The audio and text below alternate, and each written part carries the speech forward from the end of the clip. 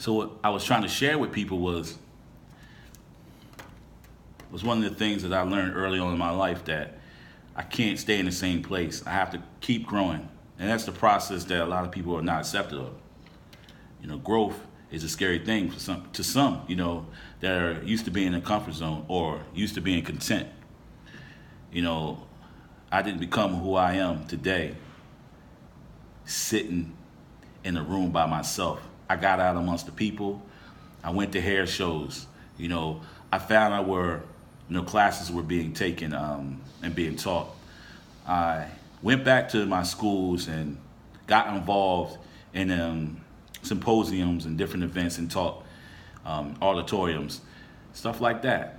I stepped out the leap of faith, of course, but also with a self-confidence and self-worth of myself. And then, hey, here I am today. That allowed me to be what people would consider being great or an expert. I'm humble in so many ways, but I never wanted to be uneducated. I wanted to be educated enough that I could answer my clients' questions, give them an opportunity to, assess me in another way, just what I do with my hands and my clippers and my shears and razor. I wanted them to understand it's education to this. It's not just somebody picking up clippers and cutting hair. I want them to understand that I know what I'm doing and I can walk them through every step of what I'm doing. And to be able to do that, now you're looking to yourself at becoming an expert, because now you're able to teach it not just from hand, there's a theory to it. And a lot of barbers, they're mostly hands-on. And that's okay.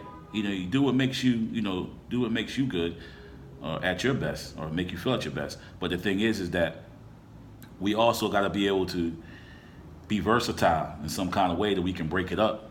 And the clients, they come so differently. I mean, you might have a president of a company, CEO of a company, to having a guy that's working hard on this, on the highways and stuff like that. And they may not know what's best for them, or they may not know what they want. Either or, either one of them, because they're consumed with their work. So you have to have that knowledge of what your profession is and what you're doing. You have to go in and look at magazines and look at different hairdos and go on the internet and see what's new and see what's up and coming at the hair shows. You have to understand that, because we are as good as our last cut. And that we are as good as our last cut, we got to keep proving not only to the client, but to ourselves, that we can keep a steady consistency of ourselves in our work. And a lot of y'all out there, we popping on the Instagram, we're popping on Twitter and all that, but I don't do it for the gram. I don't do it for Facebook. I don't do it for none of them. I do it for my business and my clients. And when I post a picture up, it's my client. I don't have a problem with anybody doing that. That's, you do what you do. That's your business. If you can do the same cut, that's your business. That's fine. But for me, to kind of separate myself from the rest, I like to just show and prove, but also I like to give proof of what I've done. And, finding your own way to be unique, finding your own lane, that's okay. I mean, you do that. You know what I'm saying? Like, do that. But you got to do it. You know what I'm saying? If you want to be that one, if you want to be that guy, if you want to be considered a master of your craft, you got to do that. You got to get your education.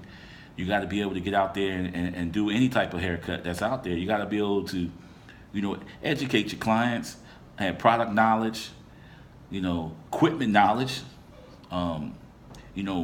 It's a technique to a lot of things that we do. And everything runs off the basics. It's like pretty much a lot of things in life, putting together. It's a basic format, but it's how you critique that makes you that guy, or makes you that female barber, or that woman, that is like, yo, I trust her, because females are doing their thing. They're doing their thing, and it's no different from male to female now with haircuts. You can sleep on them if you want to, but when she comes to work on time, when she's punctual, looking the part, and then also she actually can do the part, That's the thing, This barber business is taken to a whole nother height. But some people are going to get left behind because they choose not to educate themselves. They choose not to understand that I can still grow. I can still learn. I can be even better than I was yesterday. From barber to master groomer, that's what I'm about. Taking people to that level where they can extend themselves out of the comfort zone, extend themselves out of, who they claim to be.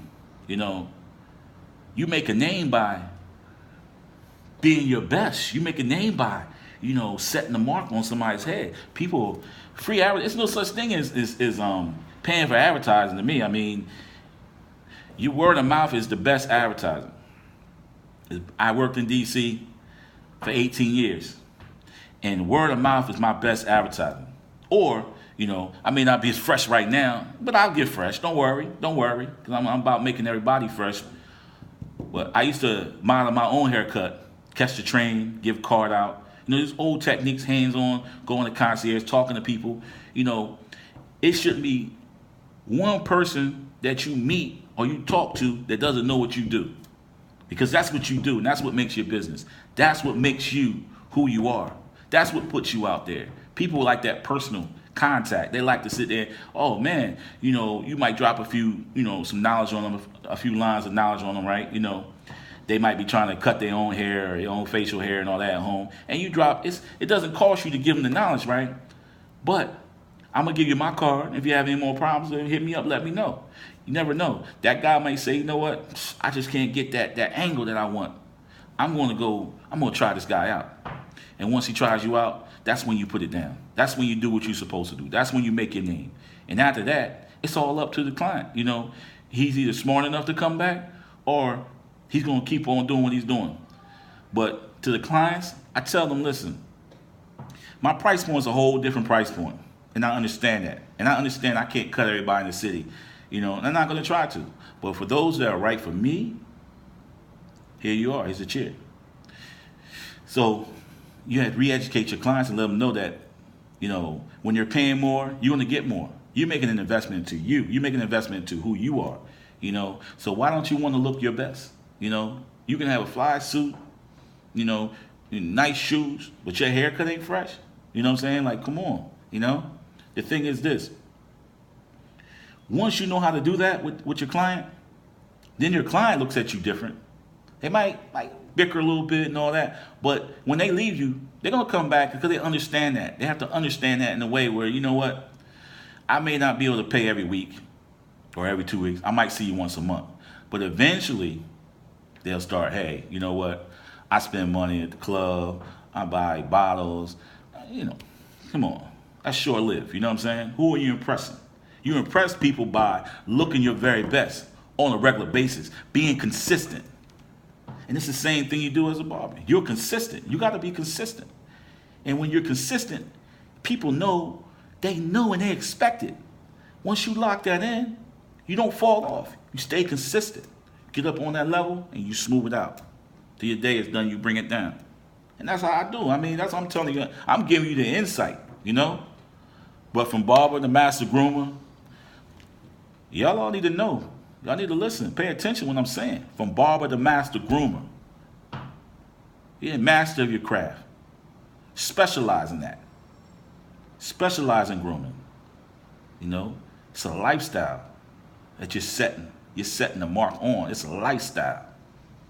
Any questions, hit me up. marthebarb@gmail.com. And we can get this thing together where you guys understand that, hey, and girls, you understand that, hey, you know what? I'm here right now. Discuss on where you're at right now and where you're trying to get to. And I ain't talking about being celebrities and finding celebrities. I'm talking about you as your craft, which will go far beyond any celebrity that you may have in your chair. Okay? I'm giving you lifetime knowledge here. I'm giving you lifetime technique. This is something where you can go back and train somebody to be from barber to master groomer. I'm Marv the Barb. Come on, y'all. Get yourself together. Decide on your own. Don't cheat yourself. Holler at me. You get a chance. Hit me up on the email at marthebarb@gmail.com. Like I said before, don't short-live yourself. Don't shorten your talents. Don't shorten your skills, your blessings. God has blessed you to make people look good and feel good about themselves through hair, through something that you can create, man. You can just create it. You will always have a job. When I give you this knowledge, you will always have a job. No matter where you go, you'll be able to set up any and everywhere. Put me on the rocks of Las Vegas, out in Red Rock Canyon Ranch. Put me out there. I'll make a living. I'll make a living. Shears and comb. I'll make a living. The knowledge that I'm going to drop on y'all is far beyond what you'll get in the barber school. It's the education after the barber school. It's the education after you become a professional. It's the education that you're going to get that you're not going to get in school. It's no disrespect for the schools, but it's just the education that I'm giving you the pure insight of what took me to where I'm at today. And I can walk into any door, in any building, and be respected on the level. Choice is yours. I'm off the bar. I'm out.